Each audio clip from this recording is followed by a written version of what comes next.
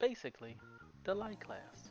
The light class in the finals can be pretty versatile with the number of different roles that you can actually perform. It can be your in and out flanker DPS kind of guy. It could be the picker, the one that like picks off those high value threats. It can also be a disruptor for the team. And you can also kind of mend all of these roles together into one playstyle, which I think is ideally how you probably want to play light. But again, it's pretty versatile with what you can do with it. That being said, it is also a probably the strongest solo class there is.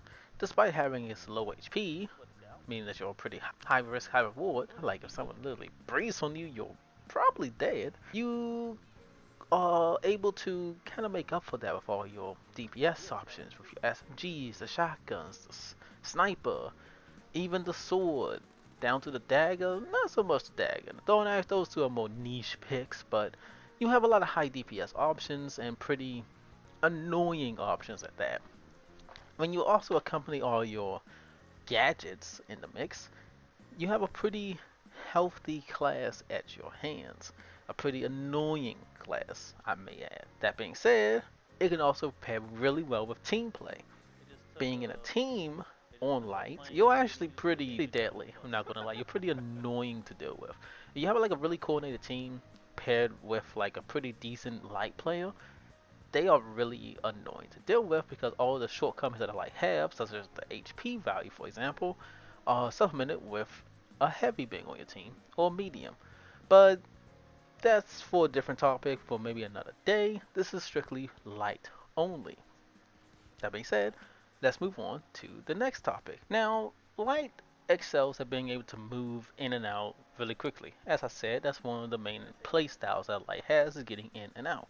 That again being because, well, they don't have HP, so they gotta have something of value, which is their movement options. Between grappling, evasive dash, and even cloaking, which in this isn't really a movement option, but it helps. Between all these options, you have a lot of different ways that you can kind of mitigate your damage that you are taking without really putting yourself in too bad of a situation. With a grapple, you can really go from one end of the map to a different end of the map pretty quickly. Well, maybe not the entire map, but you kind of get the gist. You can go from one building to the 4 buildings down. You can go from the bottom floor to the rooftops now. You can do a lot of stuff with the grapple. Race of dash, you can literally dance around your opponent while they're trying to reload. Maybe you go, maybe you're in front of them, you dash behind them, then you dash back in front of them. Like, you make them have to do a whole 180 and a 360. Like, it's a lot.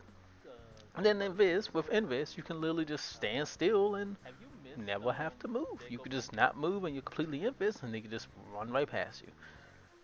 That being said, light with movement options is very deadly. Thus, one of the main advantages that light has over the other classes. Medium has a jump pad and zip lines, and that's it. Heavy doesn't have anything outside of charge and slam, but is that really a movement option? But these are the things that light has going forward, which are huge in the grand scheme of things when the game in a game like this. Now, speaking of advantages, let's also talk a little bit about the gadgets that Light has. Now, when it comes to gadgets, Light has a number of things that really set it apart from the rest. These are the ones that I'm talking about when I say that you can be pretty disruptive. With the gadgets, you have stuff like Glitch Grenade, which literally shuts down anyone's gadgets, period. It shuts them down from doing basically anything. All they can do is ADS their weapon, shoot their weapon, run, and jump. They can't use specializations, they can't use their other gadgets, they can't do literally anything but that. It's kind of like a suppressor grenade if you play Destiny, or maybe like a... Actually, I can't even use Call of Duty example. Don't mind me, I was going to give a Call of Duty example, but I can't think of nothing. But like a Sombra if you play Overwatch. It's kind of like that. These are really good because the main counter to lights are heavies with mesh shields and domes and RPGs and C4s, and they're the main counters to lights. With a glitch nade, you can literally shut off the entire kits, making them basically sitting ducks. In the same vein with sitting ducks, you also have the stun gun. The stun gun does, well, what you can expect. It stuns your opponent. It stuns them for currently 3 seconds, and what that does is it enables it. Well, it makes it where they are unable to move at all. They literally can barely move left and right. They cannot swap weapons. They cannot use the other gadgets. They can even ADS their weapon. They can only hip fire their weapon. Now this is especially good against a heavy who maybe is using a hammer. Well, they can't do nothing. They just have a hammer. Obviously against some characters like mediums with AK or other lights with shotguns, or even a medium with a shotgun, it's not as useful because, well, they have weapons that typically you don't necessarily need to ADS, and the hipfire accuracy on those weapons are pretty decent. So I mean, against those guys it's not as useful, but typically when you stun gun someone, that's almost an easy kill for the light player, regardless of what weapons they're using. This being said, you can also use a stun gun simply for stalling out a point. If you see that there's players on the point about to take it, you can stun them, run away. That's literally 3 seconds down you got added on to you already still owning the point. You just stalled it out for literally 3 seconds just for stunning and leaving, It's little things like that that play into the whole disruptive role that I was talking about before. Now, the problem with lights is that they have very low HP. They just die. They step on the mine, they're one shot. They step on the frag, they're one shot. They get hit by a turret. If only one against a turret and you didn't shoot first, the turret could almost kill you. they suffer a lot from just generally not being. If you're basically if you're out of position or if you get caught off guard, you're probably dead. There's not much you can do to circumvent this. Again, you have your movement options to get out of jail free cards like your invis. Well, maybe not so much your invis because they see you first, you're dead. But you have stuff like your grapple, you have stuff like your dash, and you can try to get out and live, But even those, if you get shot first, you're probably dead. It's just, but at the same time, again, you have a lot of advantages going for you as well, and it kind of forces you to kind of learn the maps, play better, and well, just get good.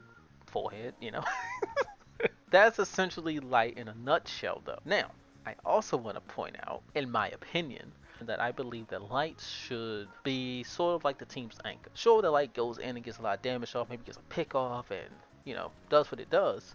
Sure, but I also believe that light players should also be able to be the one that's like, oh, my 2 teammates are dead. You can get in, quickly get one of the trophies, and get out. I believe that that's like the ideal way to play light.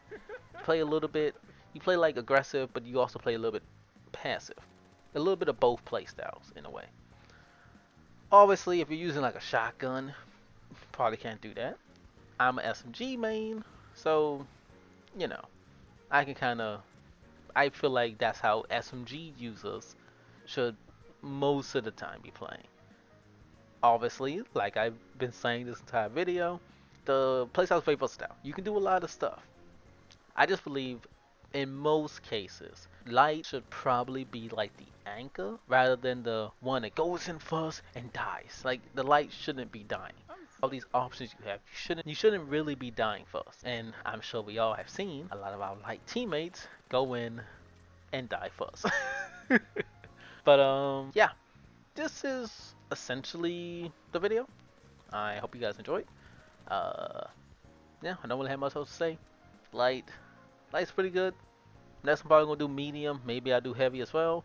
But yeah, that's basically light. And without further ado, I bid you all adieu. Take care and peace. Bye bye.